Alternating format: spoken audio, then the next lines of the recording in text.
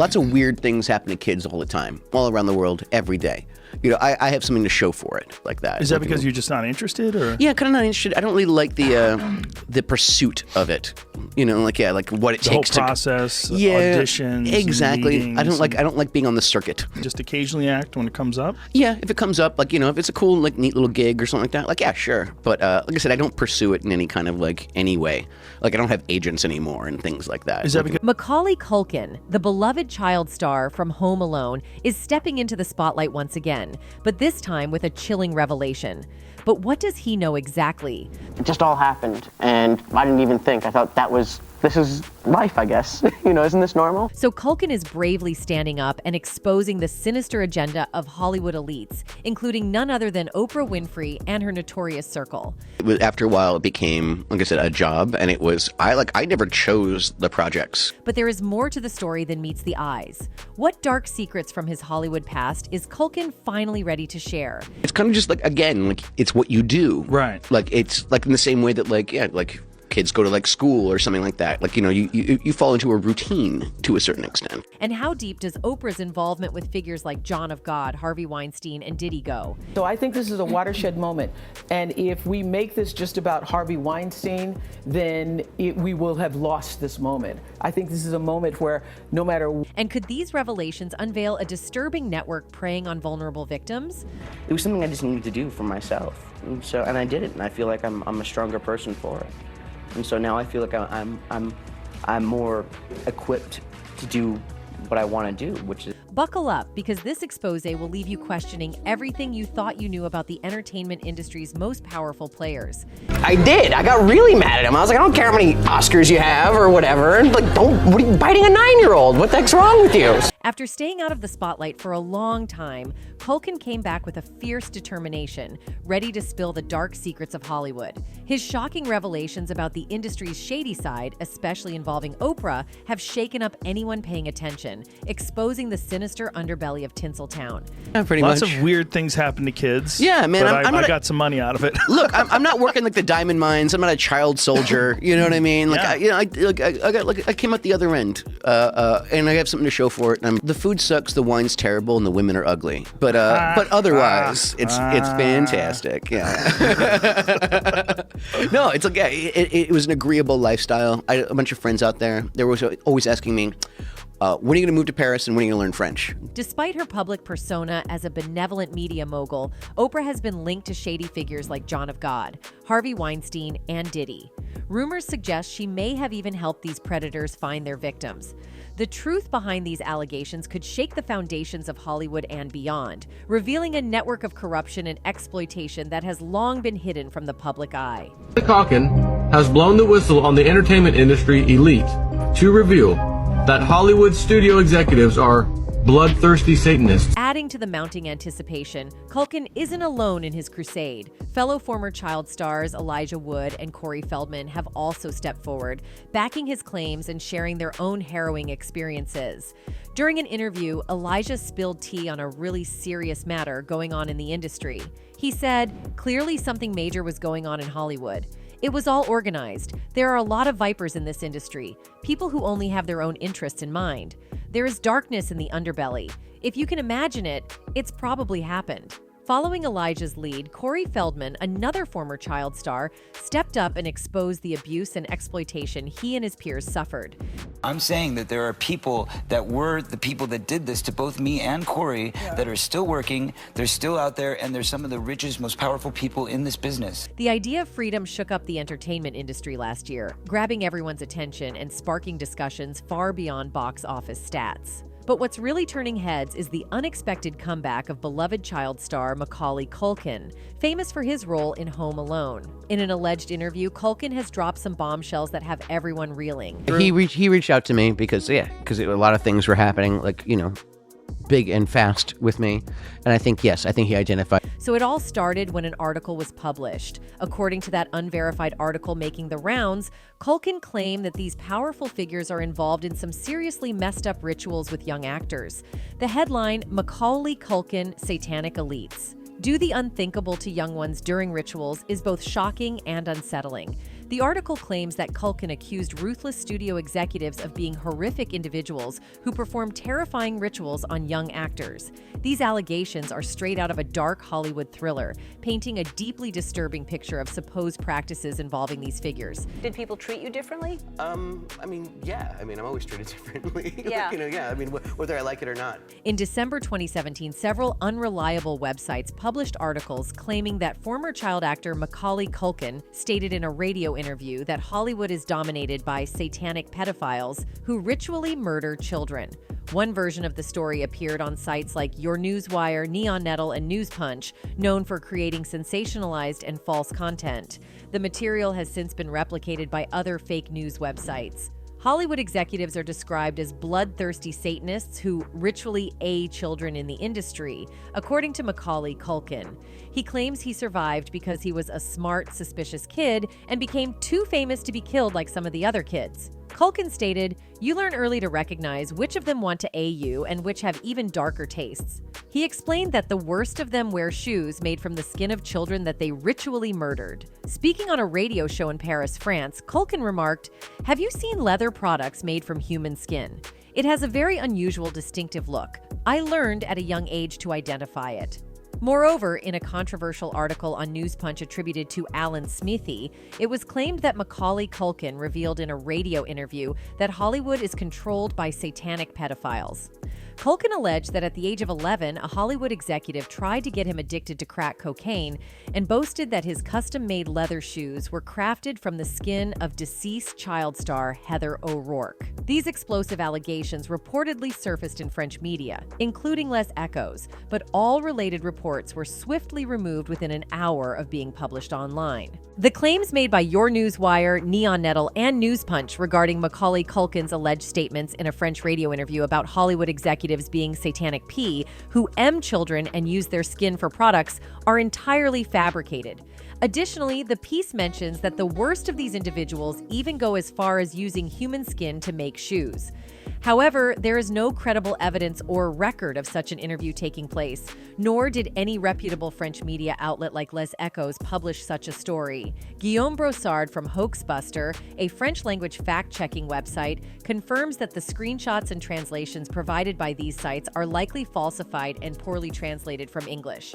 While concerns about child exploitation in Hollywood have been raised by some former child actors, including Elijah Wood, they typically focus on real issues rather than sensationalized claims involving Satanism and ritual murder. Stories like these, found on fake news and conspiracy theory websites, only serve to spread misinformation and confusion. Working in this industry, it can push you in a lot of different directions that are not necessarily. It's crucial to note that the authenticity and credibility of this article haven't been verified. Such serious and sensitive allegations should be approached with caution until more evidence or corroboration is provided. But rumors can spread like wildfire in Hollywood, so it's essential to approach them critically. While the article's claims about Macaulay Culkin and the entertainment industry's elite remain unverified, Hollywood is undeniably a world filled with secrecy and enigmas.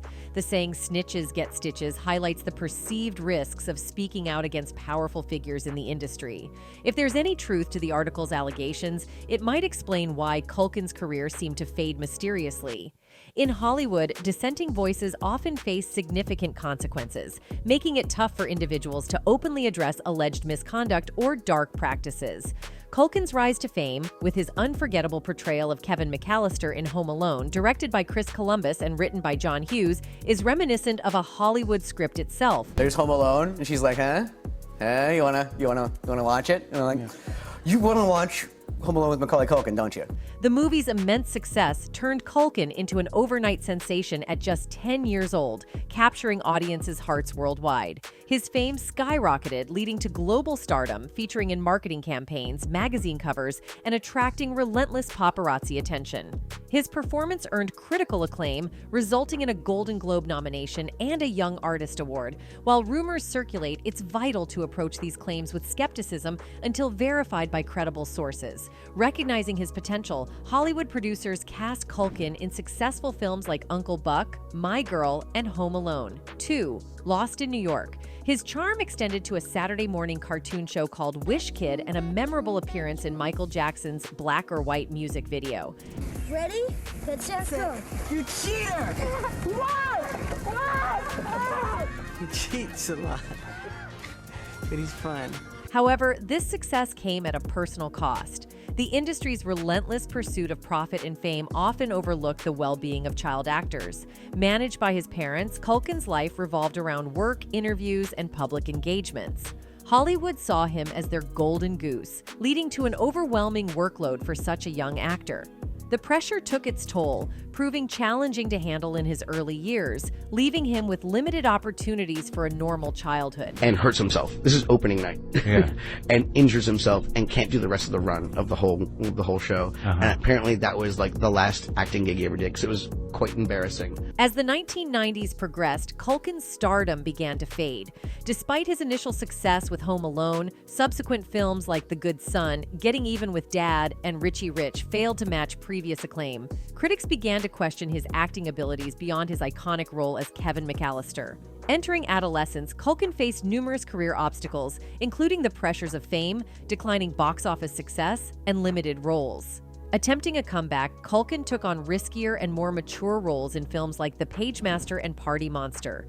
While Party Monster showcased his talent, it didn't significantly impact his career struggles. After a while, it was just something I didn't necessarily want to be doing. It became something that was out of my control. It was something I just needed a time off. In 1995, Culkin's personal life faced challenges when his parents, Kit and Patricia Culkin, decided to separate, triggering a bitter custody battle involving Culkin and his 6 siblings.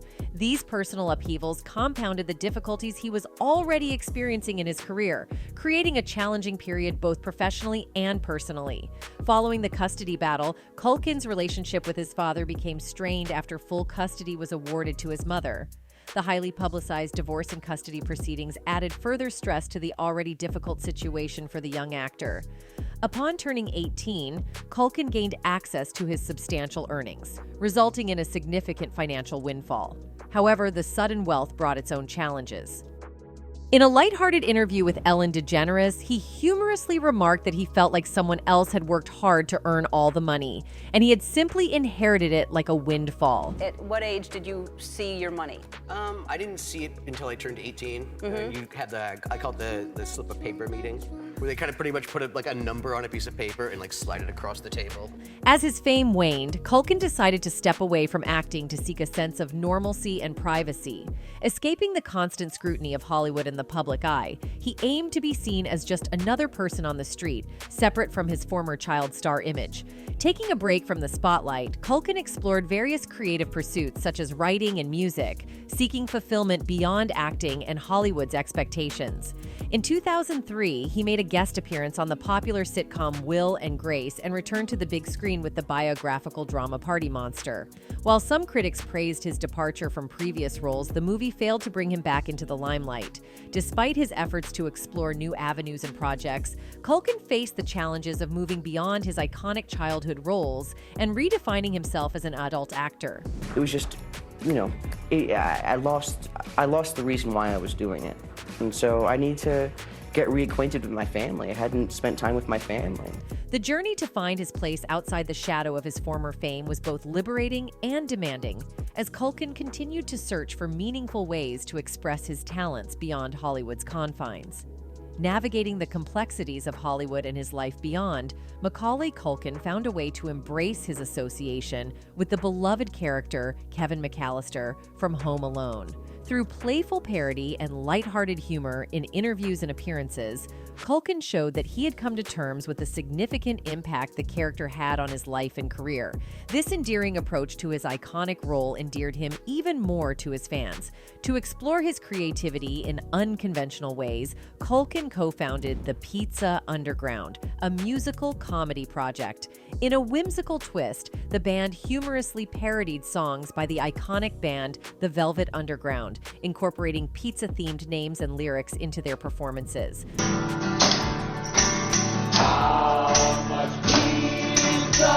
While the Pizza Underground project received mixed reactions from the public and critics, some appreciating its quirky and amusing nature, while others found it lacking in musical depth, Culkin remained resilient throughout his journey. Instead of conforming to the pressures of mainstream success, he embraced an unorthodox approach to creativity. By doing so, Culkin allowed his artistic expression to flourish independently, free from the confines of Hollywood's rigid expectations. In this way, he carved a unique and authentic path for himself, demonstrating his willingness to explore diverse artistic endeavors and embrace the joy of creativity on his own terms. His journey serves as a reminder that success in Hollywood doesn't always follow a conventional route, and true fulfillment lies in staying true to one's passions and expressing oneself authentically. Macaulay Culkin's experience in the entertainment industry has been marked by relentless media scrutiny and criticism, with some unfairly portraying him as a child star who lost his way.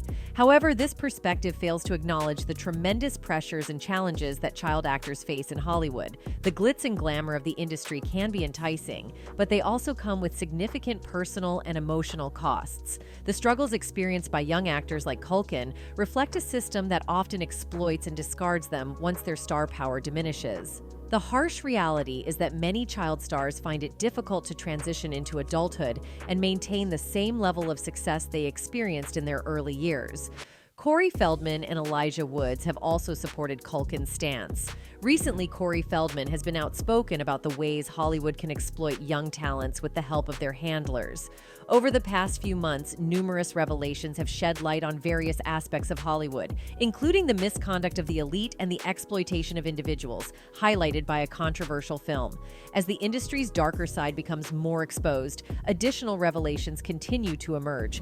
I'm saying that there are people that were the people that did this to both me and Cory that are still working, they're still out there, and they're some of the richest, most powerful people in this business. Cory Feldman's claims about his experiences in Hollywood have not received the attention they deserve. He entered the industry as a child actor and gained fame for his role in the 1985 film The Goonies.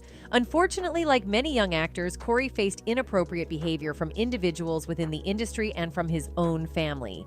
These experiences highlight the darker aspects of Hollywood that young actors may face. So by Goonies, I started to lose a little bit of it, and then by Stand By Me is where I came into my... Were you already doing coke on Stand By Me? No, hell no. Cory Feldman began his acting career at the tender age of 3. At such a young age, a child cannot provide informed consent or fully understand the implications of entering the entertainment industry.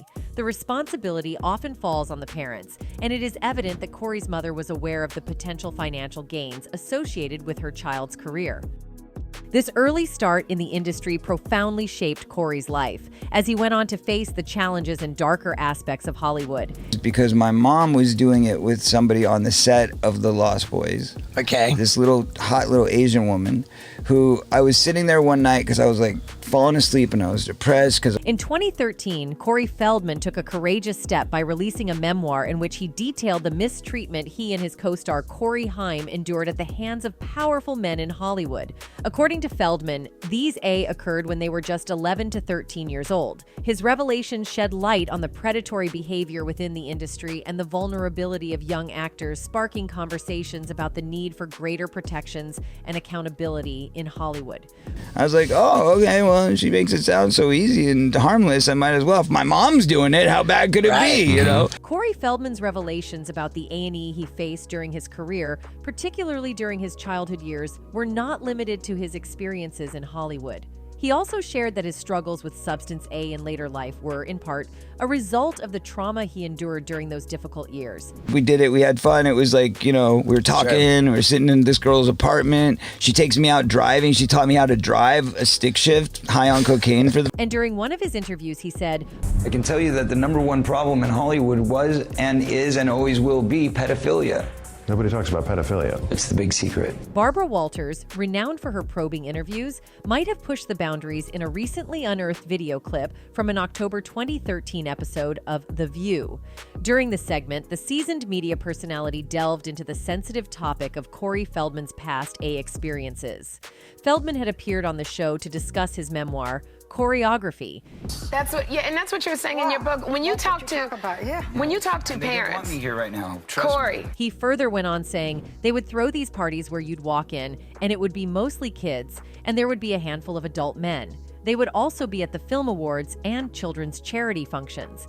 Many observers remarked that Barbara Walters appeared to prioritize Hollywood's reputation over Cory Feldman's allegations of childhood SA during her interview with him. It's an entire industry. I'm sorry, I'm not trying to. I'm just trying to say that it's a very important, serious topic. The video clip began to gain significant online attention in the midst of the increasing wave of mistreatment allegations against prominent figures in Hollywood, including film producer Harvey Weinstein.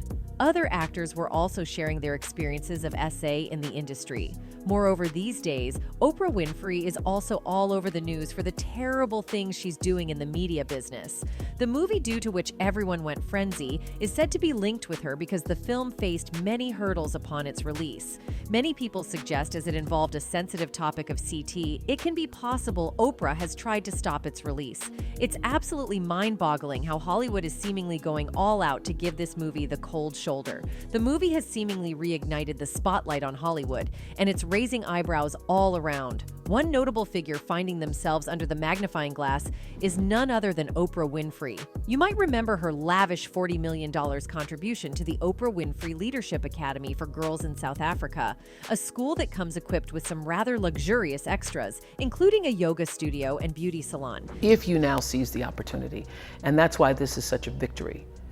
Tomorrow, you will hear me doing the dance because it's a victory cell. In a startling turn of events, whispers began to circulate that mere months after the school's grand opening, the dorm matron faced arrest on charges of SA several 7th and 8th graders.